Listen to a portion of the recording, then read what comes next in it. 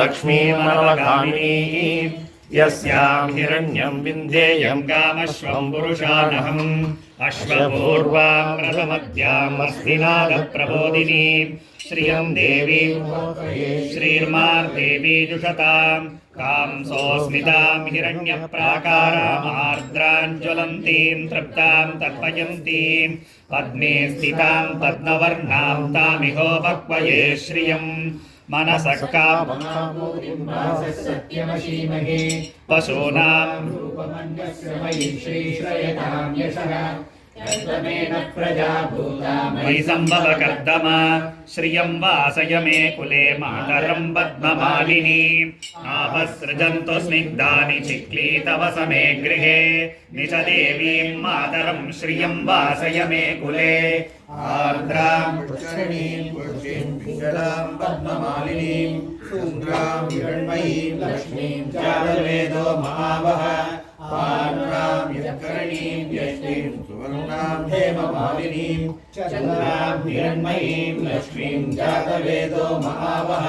तां महावः जातवेदो लक्ष्मीमनवगामिनीं यस्यां हिरण्यं कामोदाश्वान्देहं पुरुषानहम्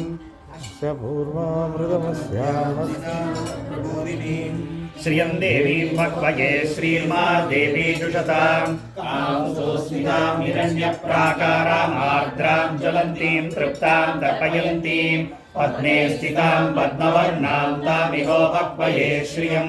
चन्द्रां प्रभासां यशसा ज्वलन्तीं श्रियं लोके देवजुष्टामुदारां तां पद्मिनीं शरणमहं प्रपद्ये अलक्ष्मीर्मे नश्यतां त्वां वृणे आदित्यवर्णे तपसोऽपि जातो वनस्पतिस्तव वृक्षोदबिल्वः तस्य फलानि तपसानुदन्तु मायान्तरायाश्च भाग्यागलक्ष्मीः उपैतु मां देवसखकीर्तिष्टमणिना सह प्रादुर्भूतोऽस्मि राष्ट्रेऽस्मिन् कीर्तिवृद्धिं ददातु मे क्षुत्तिवासामलां ज्येष्ठामलक्ष्मीं नाशयाम्यहम् अभूतिमसमृद्धिं च सर्वान् निर्मृदु मे गृहात् गन्धद्वारां दुरादर्शां नित्यपुष्टां परीक्षिणीम् ईश्वरीं सर्वभूतानां तामिहोपक्वये श्रियम् मनसः काममोदिम्बासत्यमशीमहे पशूनां रूपमन्यस्य मयि श्रीश्रयतां यशः कर्दमेन प्रजा भूता मयि सम्भव कर्दम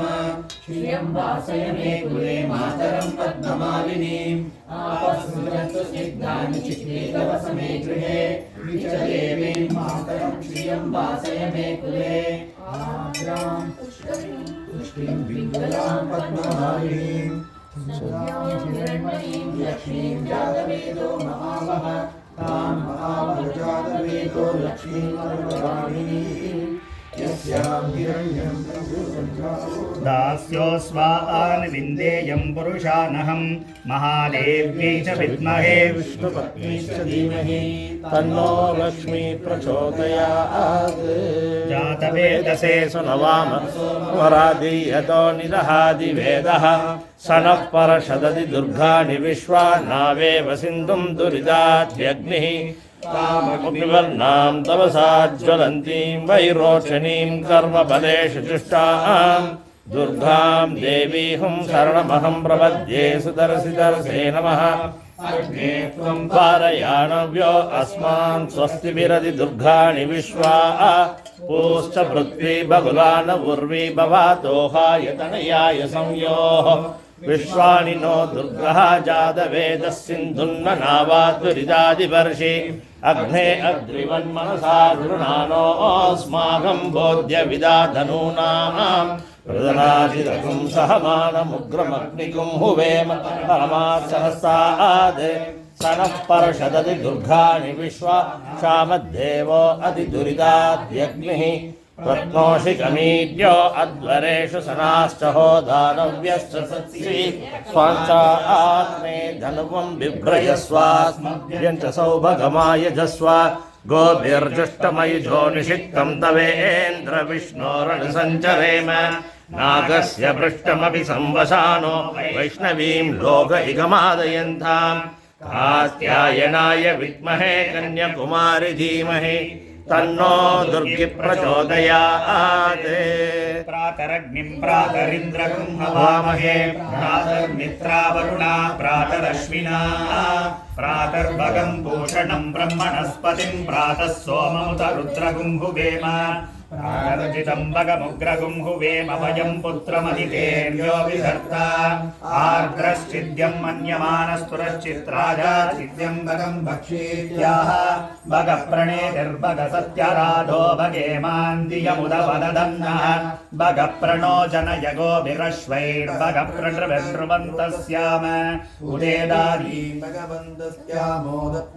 उदमध्ये अन्ना उदोदिता मघवन् सूर्यस्य वयं देवानागुं सुमतौ स्याम भग एव भगवागुमस्तु देवास्तेन वयं भगवन्तः स्याम तन्त्वा भग सर्वगिज्जो हवीमि स नो भगपुरयेता भवेह समध्वरा योषसो नमन्तदधिक्रावे वसुषये पदाय अर्वाचीनं वसुविदं भगन्नो रथमिवाश्वावाजिन आवहन्तु अश्वावतीर्गोमतीर्न उषासो वीरवती सलमुच्चन्तु भद्राः घृतं दुहाना विश्वतः प्रपीना यूयं पाद स्वस्तिभिः सदा नः व्योमाग्ने भागिनगुं सन्दमदाभागं चिकीर्षति अभागमग्ने तं गुरुमामग्ने भागिनं गुरु भाग्यदेवतायै नमः श्रीनिवासय्यर No.